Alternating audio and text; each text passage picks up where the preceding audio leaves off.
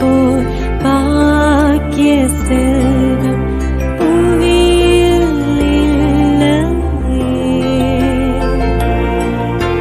புவி நிரம்ப பொன் தந்தாலும் இப்பளிக்கு ஈடில்லையே.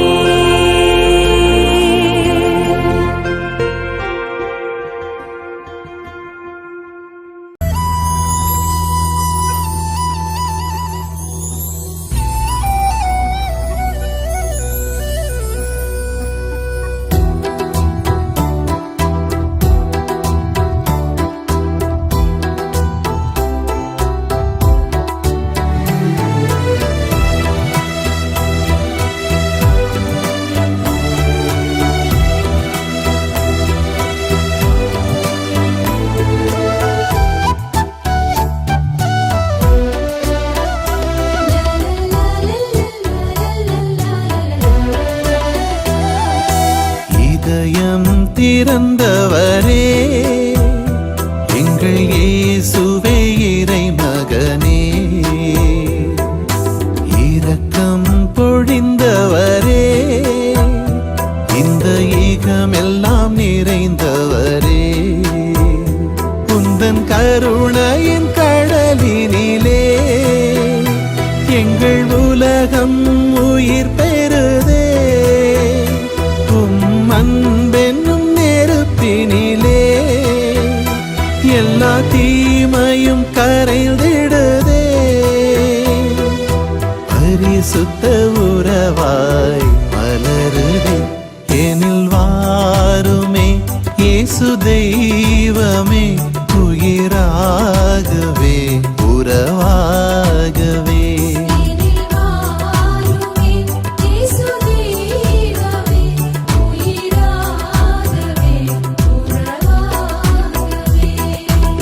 இதயம் திறந்தவரே எங்கள் இயேசுவே இறைமகனே, இரக்கம் பொழிந்தவரே இந்த ஈகமெல்லாம் நிறைந்தவரே.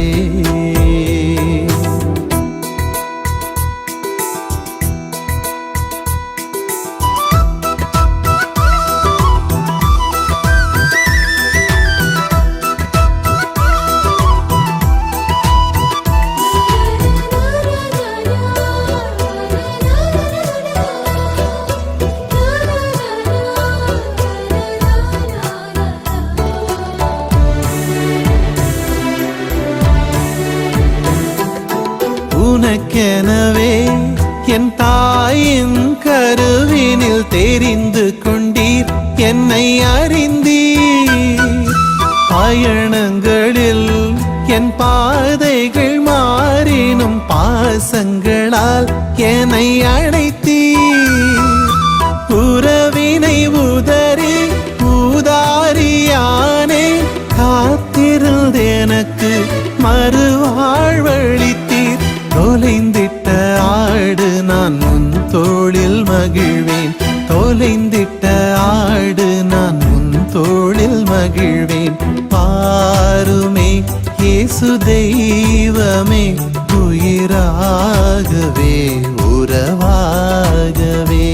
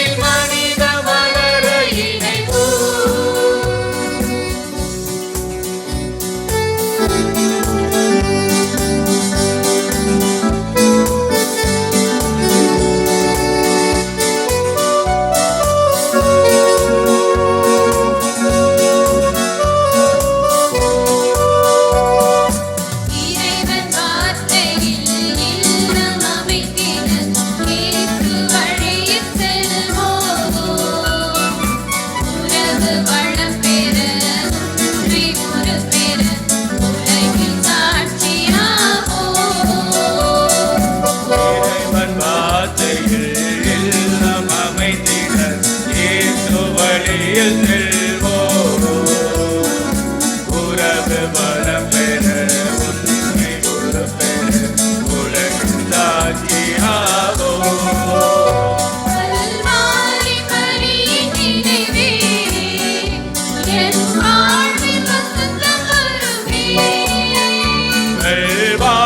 பணியில் நினைவே எம் வாழ்வில் வசந்தம் வருமே. இறை மகிமைக்காக உழைப்போம், நம்மில் மனிதம் மலர இணைவோம். இறை மகிமைக்காக உழைப்போம், நம்மில் மனிதம் மலர இணைவோம்.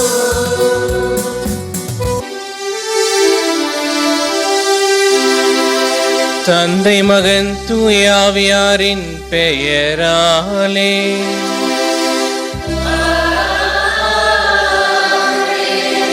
நம் ஆண்டவராகிய இயேசு கிறிஸ்துவின் அருளும் கடவுளின் அன்பும் தூய ஆவியாரின் நட்புறவும் உங்கள் அனைவரோடும் இருப்பதாக.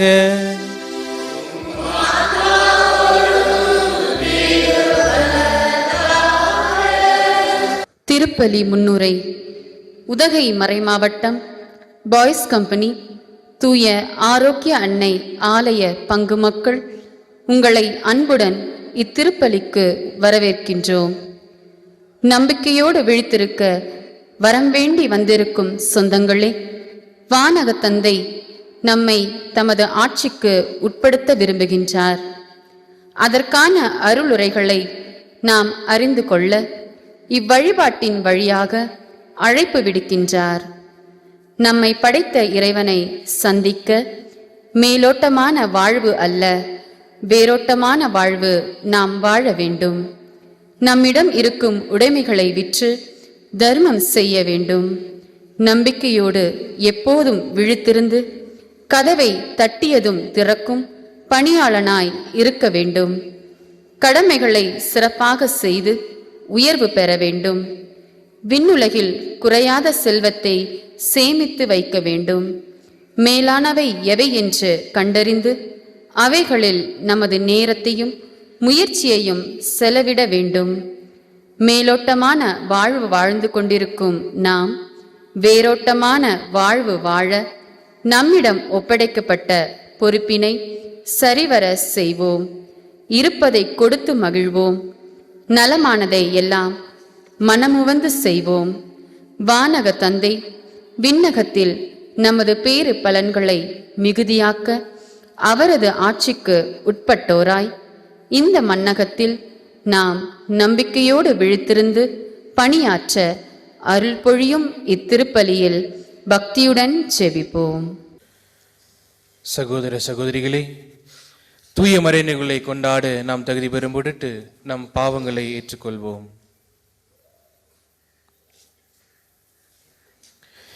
எல்லாம் வல்ல இறைவனிடமும் சகோதர சகோதரிகளே உங்களிடமும் நான் பாவி என்று ஏற்றுக்கொள்கிறேன். ஏனெனில் சிந்தனையாலும் சொல்லாலும் செயலாலும் கடமைகள் தவறியதாலும் பாவங்கள் பல செய்தேன். என் பாவை என் பாவை பெரும் பாவை கண்மையான பெண்களையான சகோதர சகோதரிகளே உங்களே நம் இறைவனாகி ஆண்டவராக என்னை காப்பாற்றுகிறேன். எல்லாம் வல்ல இறைவன் நம் மீது இரக்கம் வைத்து நம் பாவங்களை மன்னித்து நம்மை நிலை வாழ்விற்கு அழைத்து செல்வாராக.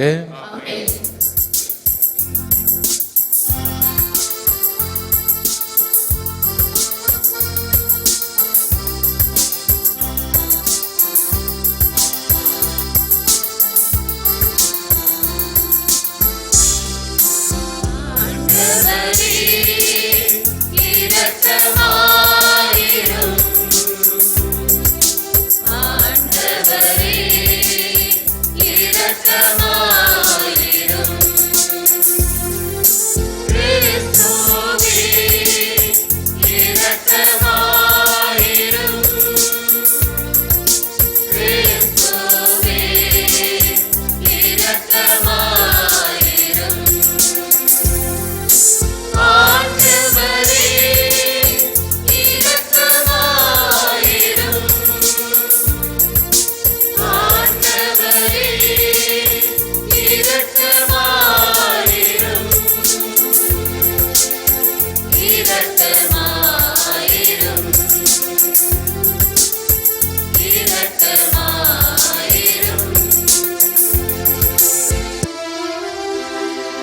மன்றாடுவோமாக. இறைவா, உம்மை எதிர்நோக்கி இருப்போரின் ஆற்றலானவரே, உம்மால் அன்றி வலவற்றை எங்களால் ஒன்றும் செய்ய இயலாதே. எனவே உம் கட்டளைகளை நிறைவேற்றி எங்கள் விருப்பத்தாலும் செயலாலும் உமக்கு உகந்தவர்களாகி உமது அருளுதவியை கனிவுடன் எங்களுக்கு என்றும் அளிப்பீராக. உமோடு தூய ஆவியாரின் ஒன்றிப்பில் இறைவனாய் என்றென்றும் வாழ்ந்து ஆட்சி செய்கின்றவர் வழியாக உம்மை மன்றாடுகின்றோம்.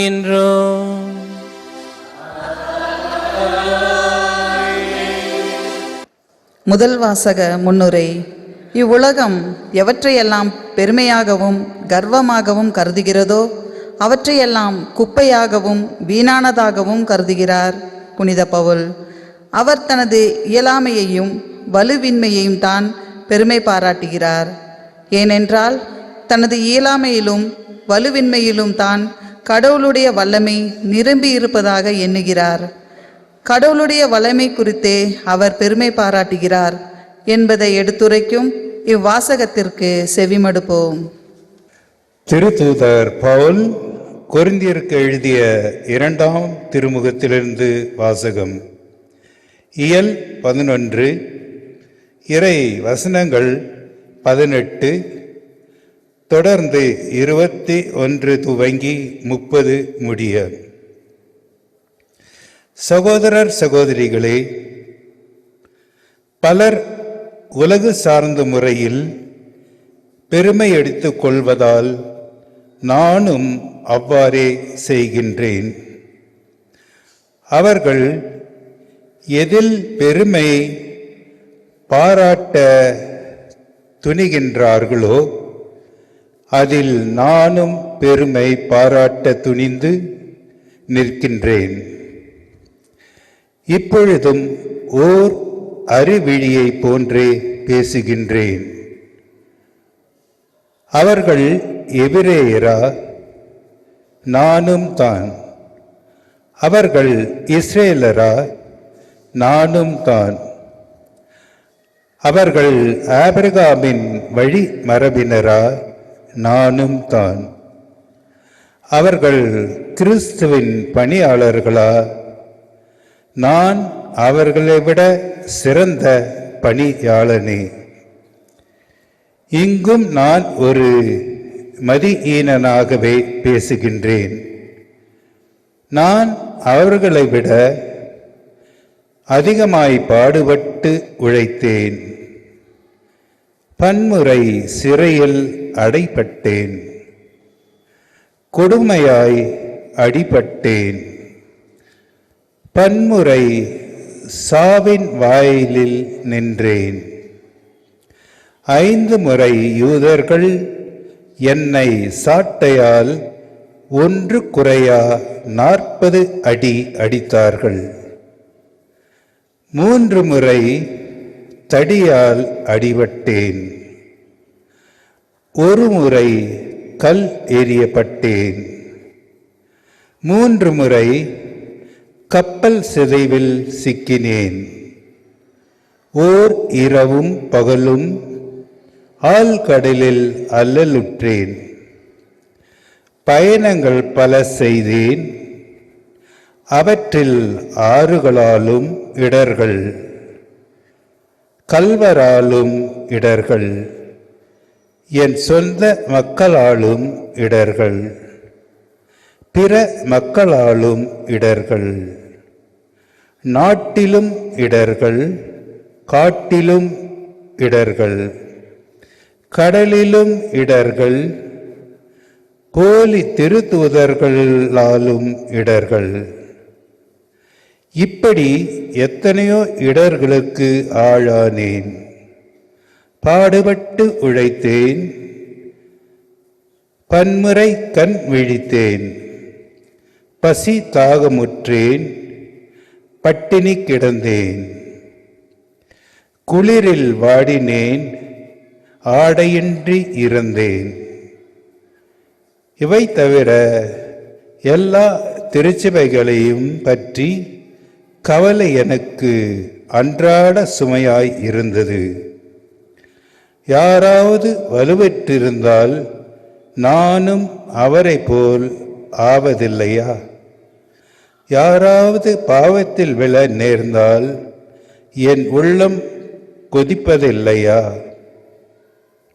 நான் பெருமை பாராட்ட வேண்டும் என்றால் என் வலுவின்மையை பற்றியே தான் நான் பெருமை பாராட்ட வேண்டும். ஆண்டவரின் அருள்வாக்கு. இறைவனுக்கு நன்றி.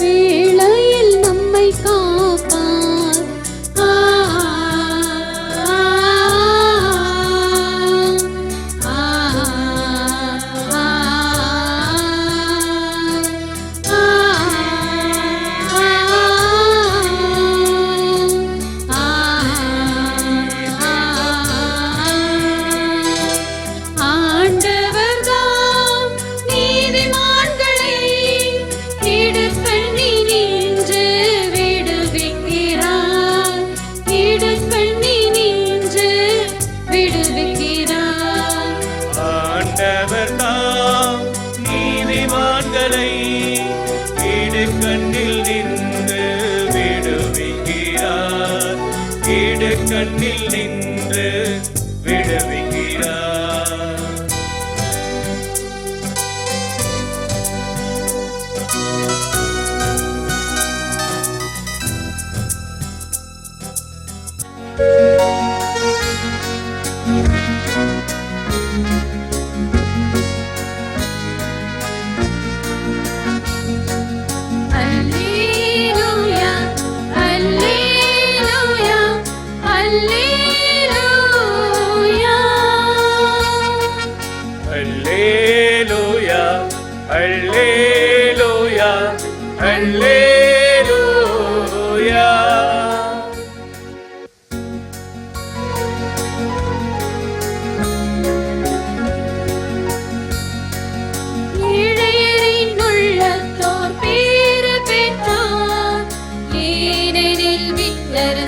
அவர்களது ஏழைகளின் உள்ளத்தோர் பேறு பெற்றோர், ஏனெனில் விண்ணரசு அவர்களது. அல்லேலூயா அல்லேலூயா அல்லேலூயா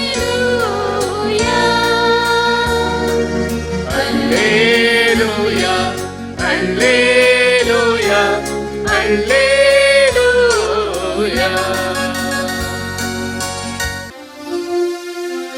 ஆண்டவர்களோடு இருப்பாராக.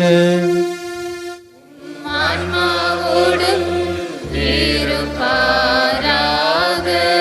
மத்தேயு நற்செய்தியிலிருந்து வாசகம். ஆண்டவரே மாட்சி உமக்கே. அக்காலத்தில் இயேசு தம் சீடரை நோக்கி கூறியது, மண்ணுலகில் உங்களுக்கு என்ன செல்வத்தை சேமித்து வைக்க வேண்டாம். இங்கே பூச்சியும் துருவும் அழித்துவிடும், திருடரும் அதை கன்னமிட்டு திருடுவர். ஆனால் விண்ணுலகில் உங்கள் செல்வத்தை சேமித்து வையுங்கள். அங்கே பூச்சியோ துருவோ அழிப்பதில்லை, திருடரும் கன்னமிட்டு திருடுவதும் இல்லை. உங்கள் செல்வம் எங்குள்ளதோ அங்கே உங்கள் உள்ளமும் இருக்கும். கண் தான் உடலுக்கு விளக்கு. கண் நலமாயிருந்தால் உங்கள் உடல் முழுவதும் நலமாயிருக்கும். அது கெட்டு போனால் உங்கள் உடல் முழுவதும் இருளாயிருக்கும். ஆகவே உங்களுக்கு ஒளி தர வேண்டியது இருளாயிருந்தால் இருள் எப்படி இருக்கும்? ஆண்டவரின் அருள்வாக்கு. கிறிஸ்துவே உமக்கு புகழ். இயேசு கிறிஸ்துவுக்குள் பிரியமான சகோதர சகோதரிகளே, இன்று ஆண்டவர் நமக்கு கற்றுக்கொள்ளக்கூடிய செய்தி என்னவென்றால், உங்கள் செல்வம் எங்குள்ளதோ அங்கே உங்கள் உள்ளமும் இருக்கும். இன்று நாம் மத்திய நற்செய்தி 6ஆம் அதிகாரத்தில் உள்ள இந்த வார்த்தைகளை நாம் வாசித்துக் கொண்டிருக்கிறோம். இந்த அதிகாரத்திற்கு ஒரு சிறப்பான பண்பு உண்டு. என்ன பண்பு, ஒரு ஸ்பெஷாலிட்டி என்ன அப்படின்னு சொல்லி பார்க்கும் பொழுது, மலை பிரசங்கம் தொடங்கி தொடர்ச்சியாக இந்த அதிகாரம் அமைந்திருக்கிறது. இந்த அதிகாரத்தில் 3 முக்கியமான தனித்துவமான கருத்துக்கள் கொடுக்கப்படுகின்றது. என்னென்ன கருத்துக்கள் அப்படி சொல்லி பார்க்கும் பொழுது, முதலாக தர்மம் செய்தல். எப்படி ஒருத்தர் தர்மம் செய்ய வேண்டும், எந்த நிலைமையில் ஒருத்தர் தர்மம் செய்ய வேண்டும் என்று சொல்லி அந்த விஷயங்கள் எல்லாம் கற்றுக் கொடுப்பாங்க. இரண்டாவதாக நோன்பு இருத்தல். எப்படி ஒருவர் நோன்பு இருக்க வேண்டும், எந்த நிலையில் ஒருவர் நோன்பு இருக்க வேண்டும், அது கடவுளுக்கு உகந்த நோன்பாக எப்படி இருக்கும் என்று சொல்லி இரண்டாவது காரியத்தை இந்த அதிகாரத்தில் நாம் கற்றுக்கொள்ள முடியும். மூன்றாவதாக இன்று நாம் வாசித்த உண்மையான செல்வம். அதை குறித்து உண்மையான செல்வம் என்றால் என்ன, நம்முடைய உள்ளமும் செல்வமும் எப்படி இருக்க வேண்டும் என்று சொல்லி 3 விஷயங்களை இந்த 6ஆம் அதிகாரம் சிறப்பாக நமக்கு கற்றுக் கொடுக்கிறது. அப்போ இதை படிக்கும் பொழுது எனக்குள்ளாக ஒரு கேள்வி என்ன வந்தது அப்படின்னு சொல்லி பார்க்கும் பொழுது, அப்ப பணம் நாம் சேர்த்து வைக்க கூடாதா? நாம் சேர்த்து வைக்க வேண்டுமா, சேர்த்து வைக்க கூடாதா? பணம் சேர்ப்பது நம்மளுக்கு சரியா தவறா? இறைவன் இதை ஆசீர்வதிக்கிறாரா இல்லை சபிக்கிறாரா அப்படின்னு சொல்லி பல கோணங்களில் எனக்கு இந்த கேள்விகள் எழுந்தது. அப்போ பைபிள் படிச்சிருக்கும் போதுதான் இந்த கேள்விகள் வந்தது. அப்போ பைபிள்லயே நம்ம திருவிவிலியத்திலேயே நம்ம விடையை தேடலாம் அப்படின்னு சொல்லி இறை வார்த்தைக்குள்ளாக சென்ற பொழுதுதான் சபையுரையாளர் 5ஆம் அதிகாரம் 10ஆம் இறை வார்த்தையில் இவ்வாறு ஒரு வார்த்தை வருகிறது. செல்வம் கடவுள் கொடுக்கும் ஆசீர், இவை கடவுள் கொடுக்கக்கூடிய நன்கொடை அப்படின்னு சொல்லி விவிலியத்தில் நாம் பார்க்கிறோம். அதே நீதிமொழிகள் 10ஆம் அதிகாரம் 22ஆம் வசனத்தில் இவ்வாறு வாசிக்கிறோம், ஆண்டவர் ஆசி செல்வம் அளிக்கும் என்று சொல்லிதான் நாம் வாசிக்கிறோம். ஆக ஒரு கருத்து எனக்கு தெளிவானது. கடவுள் செல்வத்தையும் பொருளையும் ஆசீர்வதிக்கிறார், கடவுள் ஒரு நாளும் அதை சமிப்பதில்லை என்று சொல்லி நாம் தெளிவாகிறது. இன்று கடவுள் இதை வைத்து நமக்கு என்ன கற்றுக் கொடுக்க போகிறார் என்று சொல்லி பார்க்கும் பொழுது, இன்னைக்கு நாம் வாசித்த இந்த நற்செய்தியிலும் சரி, இந்த ஒரு வார்த்தை உங்கள் செல்வம் எங்குண்டோ அங்கு உங்கள் உள்ளமும் இருக்கும் என்ற அந்த ஒற்றை கருத்தை நாம் எப்படி புரிந்து கொள்ள வேண்டும் என்பதற்காக நானும் சிந்தித்து கொண்டிருந்த பொழுது, எளிமையாக புரிந்து கொள்ள வேண்டும் என்றால் அதை கொஞ்சம் ரிவர்ஸ் பண்ணி பார்க்கணும், திருப்பி போட்டு பார்த்தா புரிஞ்சிரும் அப்படின்னு சொல்லி ஒரு சிந்தனை எழுதுது. உங்கள் உள்ளம் எங்க இருக்கிறதோ அங்குதான் உங்கள் செல்வமும் இருக்கும் என்று சொல்லி பார்க்கும் பொழுது ஒரு பெர்ஃபெக்டான ஒரு ஆன்சரா கிடைச்சது. அப்ப கடவுள் முக்கியத்துவம் கொடுப்பது பணத்திற்கோ செல்வத்திற்கோ அல்ல, மாறாக நம்முடைய உள்ளத்திற்கு கடவுள் ஒரு முக்கியத்துவம் கொடுக்கிறார். இயேசு கிறிஸ்து வாழ்ந்த காலத்தில் இவர் உள்ளத்தை பற்றி அதிகமாக பேசிக்கிறார், பிரசங்கித்தார். எல்லா விதமான அதிசயங்களை பற்றி உள்ளத்தை வைத்து தான் செய்திருக்கிறார். மலை பிரசங்கம் தொடக்கம் முதலே மலை பிரசங்கத்திலே மத்தேயு ரட்சித்த 5ஆம் அதிகாரத்தில் நாம் வாசிக்கிறோம். தொடக்கத்தில் ஏழையில் உள்ளத்தோர் பேறு பெற்றோர், தூயரோர் பேறு பெற்றோர், தூய்மையான உள்ளத்தோர் பேறு பெற்றோர் என்று சொல்லி உள்ளத்தை குறித்துதான் கடவுள் முதலாவதாக பிரசங்கத்தை ஆரம்பிக்கிறார். மத்தேயு ரட்சித்த 22ஆம் அதிகாரத்தில் நாம் பார்க்கிறோம். 10 கட்டளைகளை சுருக்கி 2 கட்டளைகளாக கொடுக்கும் பொழுது உன் முழு உள்ளத்தோடும் உன் முழு இதயத்தோடும் கடவுளை அன்பு செய்வாயாக என்று சொல்லி உள்ளத்தை பற்றி தான் பேசிக் கொண்டிருக்கிறார். அதே எபிரேயர் 10ஆம் அதிகாரம் 16ஆம் இறை வார்த்தையில் இவ்வாறு சொல்கிறார், என்னுடைய சட்டத்தை, என்னுடைய நீதி தீர்ப்புகளை எல்லாம் என்னுடைய மக்களுடைய உள்ளத்தில் நான் எழுதி வைக்கிறேன் என்று சொல்லி நம்ம கற்றுக் கொடுக்கிறார். ஏன் கடவுள் இந்த உள்ளத்தை பற்றி அதிகமாக பேச வேண்டும் என்று சிந்திக்கும் பொழுது, இந்த உள்ளத்தில் தான் நம்முடைய மகிழ்ச்சியின் உறைவிடம், நம்முடைய ஆசீர்வாதத்தின் உறைவிடம், அதே போல இந்த உள்ளம்தான் நம்முடைய சாபத்தின் உறைவிடமாக இருக்குது என்று சொல்லி நாம் சிந்திக்கிறோம். நாம் நம்முடைய உள்ளம் எதை தேடுகிறதோ, எதை நாடுகிறதோ அங்குதான் நம்முடைய செல்வம் இருக்கும் என்றுதான் இன்று நாம் கற்றுக்கொள்கிறோம். இதை ஒரு சின்ன கதை மூலியமாக கற்றுக்கொள்ளலாம். ஒரு டெய்லி வேலை செய்கிற ஒரு டெய்லி கூலியால் ஒருவர் இருந்தார். அவர் மிகவும் ரொம்ப சந்தோஷமான ஒரு வாழ்க்கையை வாழ்ந்து கொண்டிருந்தார். அவர் கொஞ்சமா சம்பாதிச்சாலும் வரவங்களுக்கு போறவங்களுக்கு எல்லாம் உதவி செய்யறார். எப்போதும் சிரித்த முகத்தோடு இருந்து ஒருத்தருக்கு உதவி செஞ்சுட்டே இருந்தார். அவர் ரொம்ப சந்தோஷமா வாழ்ந்துட்டு இருந்தார் அந்த ஏரியாவில். அப்போ அதே ஒரு பகுதியில் இருக்கக்கூடிய ஒரு செல்வந்தரும் வந்தார். அவருக்கு நிறைய செல்வங்கள்லாம் இருந்துச்சு, ஆனா அவர்கிட்ட அமைதி இல்லை, ஒரு சந்தோஷம் அவர்கிட்ட இல்லை. அப்போ அவருக்கு ஒரு கேள்வி வந்தது, என்கிட்ட இவ்வளோ காசு இருக்கு, ஆனா என்கிட்ட எந்த சந்தோஷமே இல்லையே, அவன்கிட்ட எதுவுமே இல்லை, அவன் எப்படி இவ்வளோ சந்தோஷமா இருக்க முடியும் அப்படின்னு சொல்லி ஒரு கேள்வி அவன்கிட்ட எழுந்துட்டு இருந்துச்சு.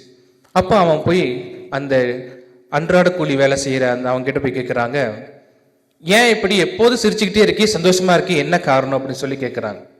உங்ககிட்ட ஒரு செல்வமே இல்லையே, உங்ககிட்ட என்ன செல்வம் இருக்கு காட்டு அப்படின்னு சொல்லி கேட்குறாங்க.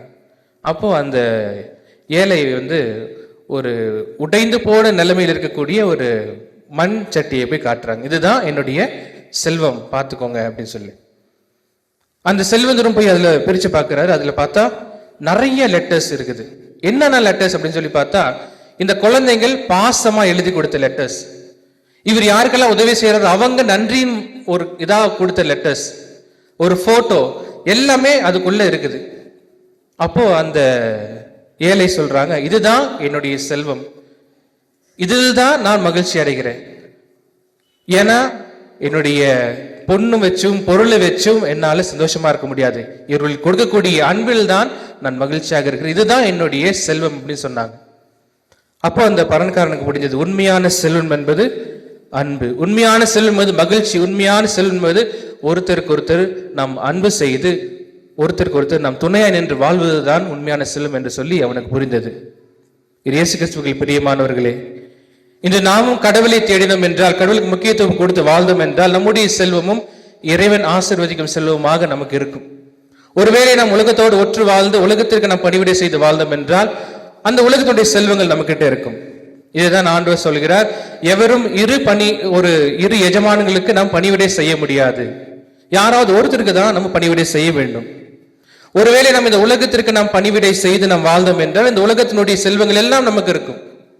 ஒருவேளை கடவுளுக்கு நாம் பணிவிடை செய்து வாழ்ந்தோம் என்றால், கடவுளுடைய காரியங்கள், கடவுளுடைய அன்பு, கடவுளுடைய மகிழ்ச்சி, ஆசீர்வாதம் ஆகிய செல்வங்கள் நம்முடைய மத்தியில் இருக்கும். இதன் மத்திய நற்செய்தியிலே 6ஆம் அதிகாரம் 33ஆம் இறைவார்த்தையிலே கடவுள் இவ்வாறு சொல்கிறார், அனைத்திற்கும் மேலாக ஆண்டவரை நாடி தேடுங்கள், இவை அனைத்தும் உங்களுக்கு சேர்த்து கொடுக்கப்படும் என்று சொல்லி சொல்கிறார். நம்முடைய உள்ளம் யாரை தேடுகிறது, நம்முடைய உள்ளம் எதை தேடுகிறது என்று சொல்லி பார்க்கும் பொழுது, அங்குதான் நம்முடைய செல்வம் இருக்கிறது என்று சொல்லி நாம் புரிந்து கொள்ள முடியும். நம்மளுடைய குடும்ப சூழ்நிலையில் நாம் பார்த்தோம் என்றால், நம்மளுக்கு பிரச்சனைகள் இருக்கும், வேதனைகள் இருக்கும், கண்ணீர் கவலை எல்லாமே இருக்கும். அந்த கண்ணீரும் கவலைகளும் வேதனைகளும் சோதனைகளும் சந்தோஷமும் அப்படியே இருந்துச்சு அப்படின்னா, நாம் இந்த உலகத்தோடு ஒற்று வாழ்ந்து உலகத்தில் தான் நம் செல்வத்தை வைத்திருக்கிறோம். அப்ப நீங்க கேட்கலாம், ஆண்டவரை பின்பற்றி வாழ்ந்தா நம்மளுக்கு கவலை கண்ணீர் இருக்காதா? இல்லை, கவலையும் கண்ணீரும் கஷ்டங்களும் வேதனைகளும் இன்னும் அதிகமாக இருக்கும். ஆனா அந்த கண்ணீரும் வேதனைகளும் நமக்கு ஒரு பொருட்டாக கருதாமல் ஆண்டோடைய அன்பும் ஆண்டோடைய அபிஷேகமும் ஆண்டவருடைய அரவணைப்பும் நம்மை வழிநடத்தி செல்லும். அப்படி நம்முடைய வாழ்க்கை இருந்துச்சுன்னா, நம்முடைய செல்வம் ஆண்டவரிடத்தில் இருக்கிறது. இயேசு கிறிஸ்துவில் பிரியமானவர்களே, நாம் அனைவரும் புதிய இதயத்தோடும் புதிய உள்ளம் பெற்றவர்களாக இறைவனை நாடி தேடி அவரையே ஒன்றித்து அவரோடு ஒன்றாக வாழக்கூடிய வரம் வேண்டி தொடரும் இப்பலியில் நாம் பக்தியோடு மன்றாடுவோம். கேளுங்கள் உங்களுக்கு கொடுக்கப்படும், தேடுகள் நீங்கள் கண்டடைவுகள் என்று சொன்ன நம் ஆண்டவருடைய வார்த்தையை நம்பி நம்முடைய மன்றாட்டுகள் அனைத்தையும் ஆண்டவர் பாதத்தில் இப்பொழுது சமர்ப்பித்து நாம் ஜெபிப்போம்.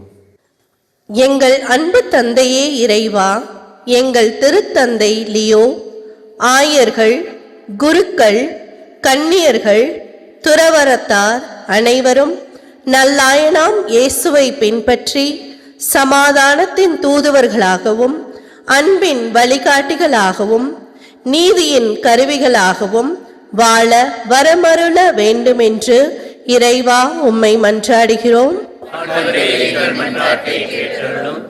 உங்களுக்கு அமைதி உரித்தாகுக என்று மொழிந்த எங்கள் அன்பு தந்தையே, பல்வேறு நாடுகளில் ஏற்பட்டுள்ள பிரச்சனைகள் மற்றும் இயற்கை இடர்பாடுகளால் உலகில் அமைதியற்ற மற்றும் ஆதரவற்ற நிலையை காண்கின்றோம். இந்நிலையை மாற்றி நாடுகளை ஆளும் தலைவர்களின் அறிவுத்திறனாலும் ஆக்க செயல்களாலும் மக்களின் ஒத்துழைப்பாலும் உலகில் நீடித்த அமைதியும் ஒருமைப்பாடும் வளமான வாழ்வும் பெற அருள் புரிய வேண்டும் என்று இறைவா உம்மை மன்றாடுகின்றோம். அன்பு தந்தையே இறைவா, பங்கு மக்கள் இறை வார்த்தையில் நம்பிக்கை கொண்டு இறை வார்த்தையை மற்றவர்களிடத்தில் பகிர்ந்து இறைவனோடு ஒன்றித்து வாழ தாழ்ச்சி, விட்டு கொடுத்தல், சமாதானம் இவைகளை அனுதினமும் கடைபிடித்து வாழும் மனப்பக்குவத்தை இறைவன் அருளி நோய்கள், கடன் சுமை, பணப்பற்றாக்குறை இவைகளை நீக்கி உமது இறை அருள் பங்கிலுள்ள ஒவ்வொரு குடும்பங்களுக்கும் கிடைக்கப்பெற இறைவா உம்மை மன்றாடுகின்றோம். துயரோரோரின் ஆறுதலே எம் இறைவா, தீராத வியாதியாலும் மனவேதனை, மன அழுத்தம், தீர்வு காண முடியாத பிரச்சனைகள், ஏமாற்றங்கள் போன்ற துன்பங்களை அனுபவிப்பவர்கள் மீது மனமிரங்கும். இவர்களின் கண்ணீரை துடைத்தருளும். இவர்கள் நம்பிக்கையோடும் விசுவாசத்தோடும் கேட்கும் வரங்களை தந்தைக்குரிய பாசத்தோடு செவிசாய்க்க வேண்டுமென்று இறைவா உம்மை மன்றாடுகிறோம். உலகெங்கும் சென்று படைப்பிற்கெல்லாம் நற்செய்தியை பறைசாற்றுங்கள் என்று உரைத்த எம் இறைவா, தொலைக்காட்சி ஊடகத்தின் வழியாக உலகெங்கும் நற்செய்தி அறிவிக்கும் பணியினை செய்து வரும் மாதா தொலைக்காட்சியை உம் பாதம் அர்ப்பணிக்கிறோம். இதில் பணிபுரியும் அருட்பணியாளர்கள், ஊழியர்கள், நன்கொடையாளர்களுக்கு நல்ல உடல் உள்ள சுகம் தந்து தொடர்ந்து உம் பணியினை செவ்வனே செய்ய அருள் தர வேண்டி இறைவா உம்மை மன்றாடுகிறோம். நம்முடைய தனிப்பட்ட தேவைகளுக்காக மௌனமாக மன்றாடுவோம்.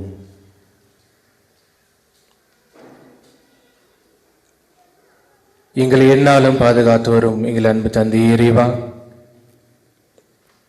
எங்களுடைய உள்ளமும் உடலும் உம்மை சார்ந்து இருக்கவும், எங்களுடைய சிந்தனைகளும் செயலும் உம்மை சார்ந்து இருக்கவும், எங்கள் குடும்பங்கள் நாங்கள் வேலை செய்யும் பணித்தனங்கள் அனைத்திலும் உம்மை நாங்கள் மகிமைப்படுத்தி வாழவும் நீர் எங்களுக்கு ஆசீர்வதிப்பீராக. இதையெல்லாம் எங்கள் ஆண்டவராக இயேசு கிறிஸ்துவின் நாமத்தில் நாங்கள் ஜெபிக்கிறோம். எங்கள் ஜெபம் கேளும் ஜெபம் நல்ல பிதாவே, ஆமென்.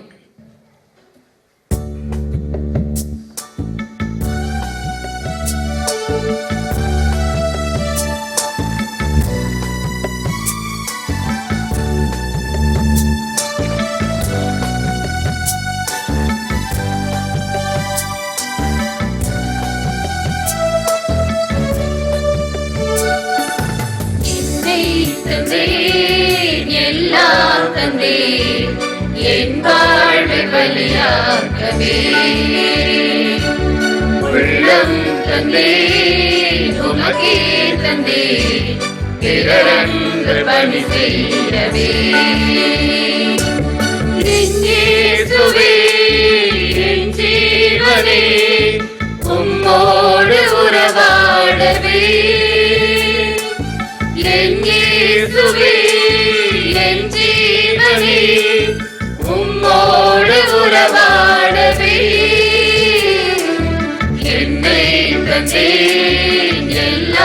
தந்தே என் வாழ்வை பலியாகவே.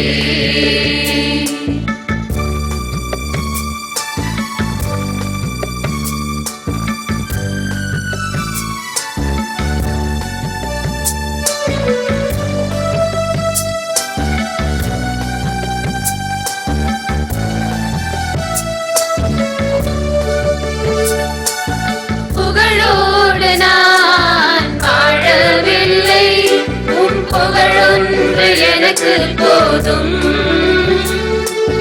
அருள் வாழ்வினில் நான் வளர உன் அன்பொன்று எனக்கு போதும். உயர்வோடும் தாழ்வோடும் வாழும் போதும் உன் உறவொன்று எனக்கு போதும். மகிழ்வோடும் துயரோடும் வாழும் போதும் உன் கரமொன்று என்னை தேற்றிடும். என்னை தந்தே எல்லாம் தந்தே என் வாழ்வை பலியாகவே. உள்ளம் தந்தே உனக்கே தந்தே பிறரன்பு பணி செய்யவே. சகோதர சகோதரிகளே, என்னுடையதும் உங்களுடையதுமான பலி எல்லாம் வல்ல தந்தையாக இறைவனுக்கு ஏற்றதாகும்படி மன்றாடுங்கள். ஆண்டவர் தம் திருப்பெயரின் புகழ்ச்சிக்காகவும் மாட்சிக்காகவும் நமது நன்மைக்காகவும் புனித திரு அவை அனைத்து நலன்களுக்காகவும் உமது கை நின்று பலியை ஏற்றுக்கொள்வாராக. இறைவா, மக்களின் தரப்பு கொடுக்கும் இந்த அப்பரச காணிக்கைகள் எங்களுக்கு ஊட்டம் அளிக்கும் உணவாகவும் எங்களை புதுப்பிக்கும் அருமடையாளமாகுமாறு செய்கின்றீர். அதனால் இவற்றின் அருளுதவே எங்கள் உடலுக்கும் மனதிற்கும் என்றும் குறைபடாமல் கிடைக்க அருள் புரிவீராக. எங்கள் ஆண்டவராகிய கிறிஸ்து வழியாக உம்மை மன்றாடுகின்றோம்.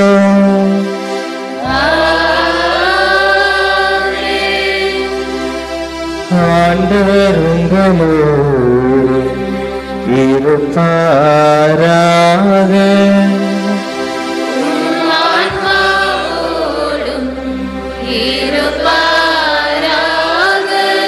இதயங்களை மேலே எழுப்புங்கள்.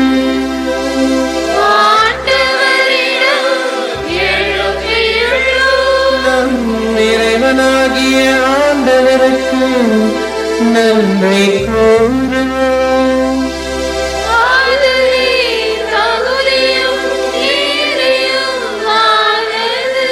ஆண்டவரே, தூயவரான தந்தையே,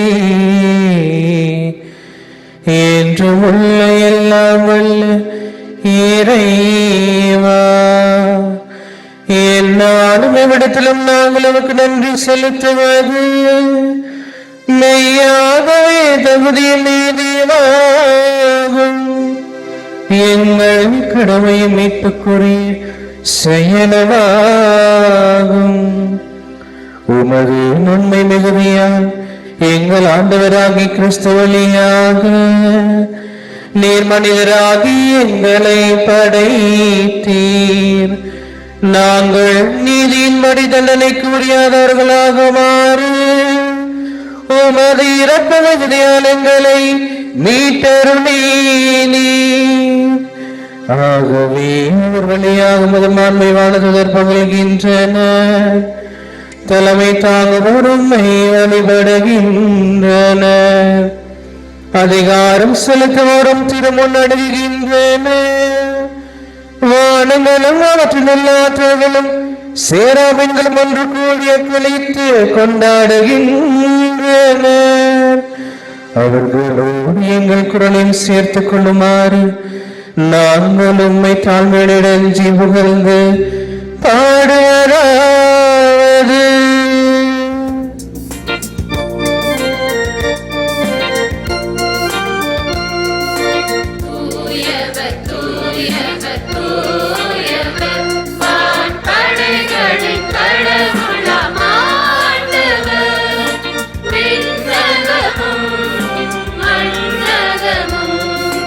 உமது மாற்றிய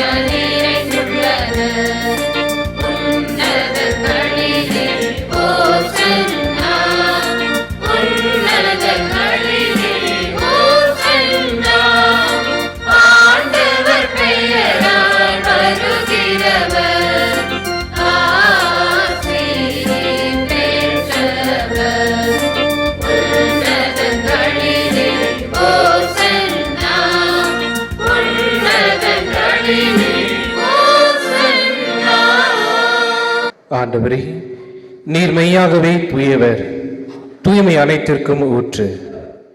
ஆகவே உம்முடைய ஆவியை பொழிந்து இக்காணிக்கைகளை தூய்மைப்படுத்த உம்மை வேண்டுகின்றோம். இவ்வாறு எங்கள் ஆண்டவராகிய இயேசு கிறிஸ்துவின் உடலாகவும் இரத்தமாகவும் இவை மாறுவனவாக.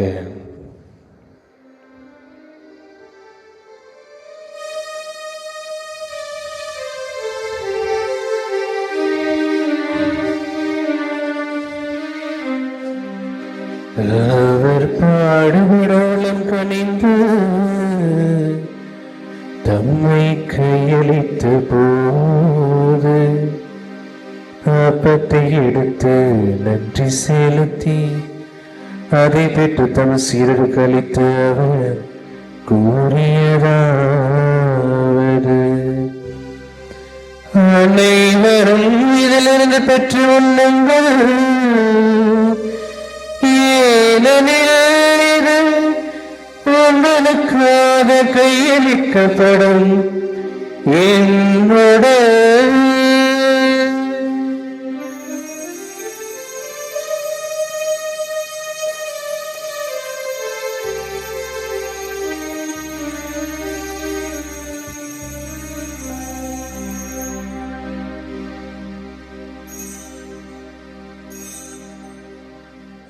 வண்ணமே இரவிருந்தை அருந்திய பின் கிண்ணத்தை எடுத்து மீண்டும் உமக்கு நன்றி கூறி தம் சீடர்களுக்கு அளித்து அவர் கூறியதாவது: அனைவரும் இதிலிருந்து பெற்று பருகுங்கள், ஏனெனில் இது புதிய நிலையான உடன்படிக்கைக்குரிய என் இரத்தத்தின் கிண்ணம். இது பாவ மன்னிப்புக்கென்று உங்களுக்காகவும் பலருக்காகவும் சிந்தப்படும்.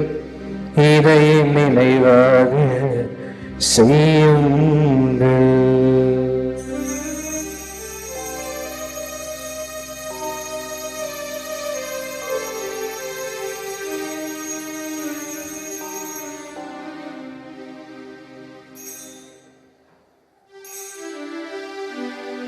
நம்பிக்கை மறை பொருள்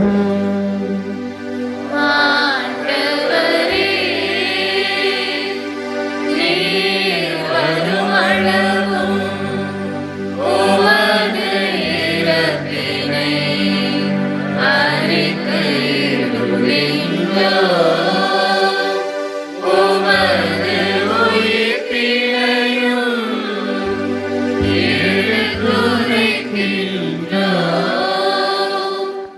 ஆகவே ஆண்டவரே, நாங்கள் கிறிஸ்துவின் இறப்பினையும் உயிர்ப்பினையும் நினைவு கூர்ந்து வாழ்வதரும் அப்பத்தையும் மீட்பளிக்கும் கிண்ணத்தையும் உமக்கு ஒப்புக் கொடுக்கின்றோம்.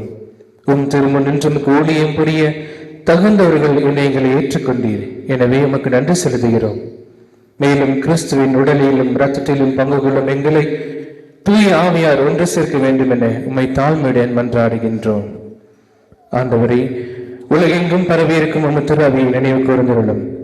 எங்கள் திருத்தந்தையிலேயும் எங்கள் ஆயர் அமல்ராஜ், எல்லா திருநிலையினர் ஆகிய அனைவரோடும் உமது திரு அவை அன்பில் நிறைவு பெற செய்திருளும். மேலும் உயிர்த்தெழும் எதிர்நோக்குடன் தூய் கொள்ளும் எங்கள் சகோதர சகோதரிகளையும் இறந்தோர் அனைவரையும் இரக்கத்துடன் நினைவு கூர்ந்து உம் திருமண ஒளி முன் ஏற்றிருளும். எங்கள் அனைவர் மீதும் இரக்கமாயிரும். கடவுளின் கன்னி தாயான புனித மரியா, அவருடைய கணவரான புனித யோசேப்பு, புனித திருத்தூதர்கள், இவ்வுலகில் உமக்கு உகந்தவராய் இருந்தோர் ஆகிய புனிதர் அனைவருடனும் நாங்கள் நினைவாழ்வு பங்கு கொள்ளும் தகுதி பெற்று உம் திருமகன் இயேசு கிறிஸ்து வழியாக உம்மை புகழ்ந்தேத்தும் வரமருள உம்மை மன்றாடுகின்றோம்.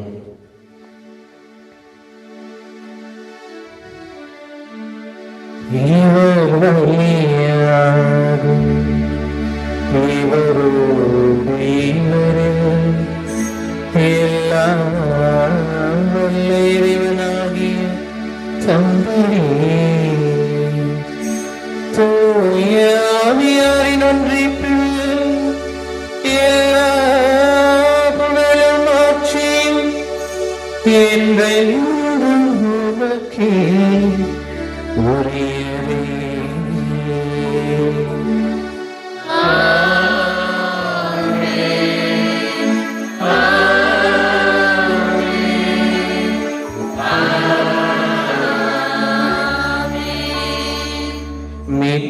இறைவனின் கட்டளையால் கற்பிக்கப்பட்டு இறைபடிபணியால் பயிற்சி பெற்ற நாம் துணிந்து பாடுவோம்.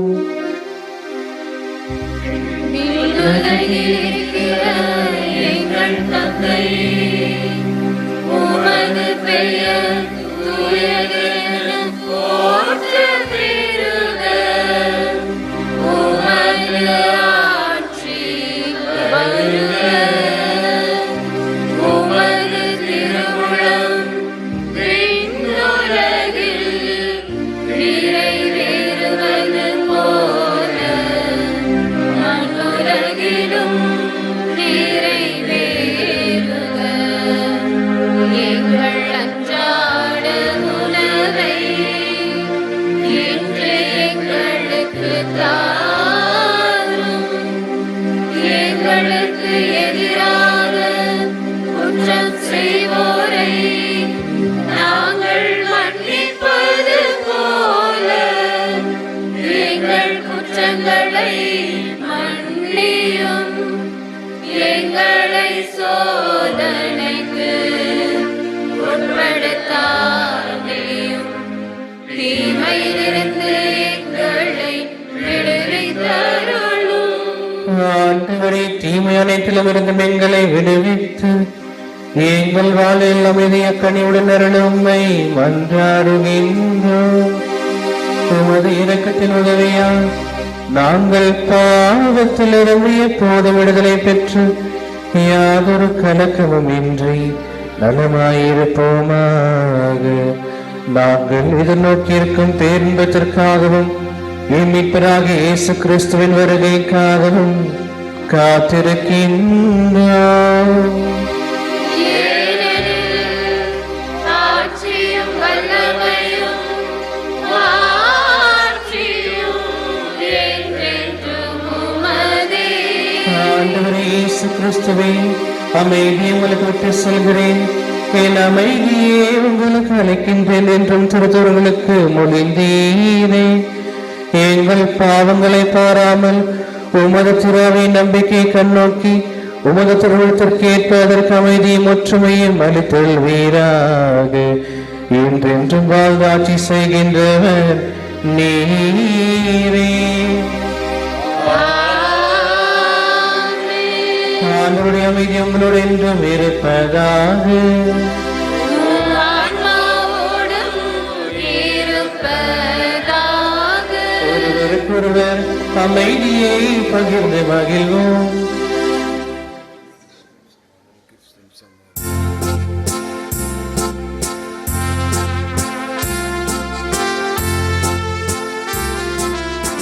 உலகின் பாவம் போக்கும் இறைவனின் செம்மறியே, எம்மேல் இரக்கம் வையும். உலகின் பாவம் போக்கும் இறைவனின் செம்மறியே, எம்மேல் இரக்கம் வையும்.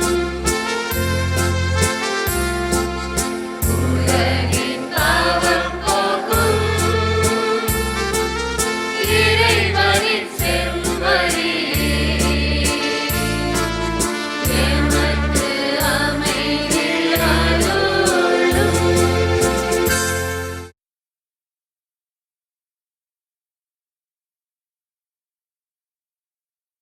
இது உலகின் செம்மறி, இது உலகின் பாவங்களை போகுகின்றவர். செம்மறியின் விருந்திற்கு அழைக்கப்பெற்ற நாம் அனைவரும் பேறு பெற்றோர். ஆண்டவரே, நீர் என் நிலத்தில் எழுந்தருளி வர நான் தகுதியற்றவள். ஆனால் ஒரு வார்த்தை மட்டும் சொல்லியருளும், எனது ஆன்மா நலமடையும்.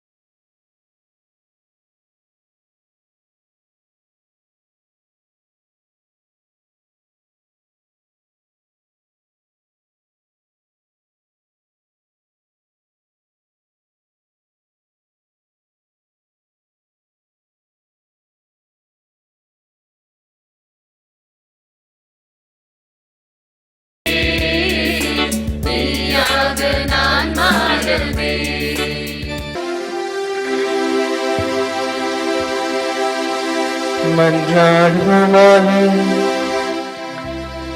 ஆண்டவரே, நாம் கொண்ட சிறு உணவு நம்பிக்கையான உண்மையில் ஒன்றிணைப்பதாக குறித்து காட்டுகின்றது. அதுபோல நமது திருவையிலும் ஒற்றுமையை அது இணைப்பதாக எங்கள் ஆண்டவராகி கிறிஸ்து வழியாக உம்மை மன்றாடுகின்றோம். ஆண்டவர் உங்களோடு இருப்பாராக.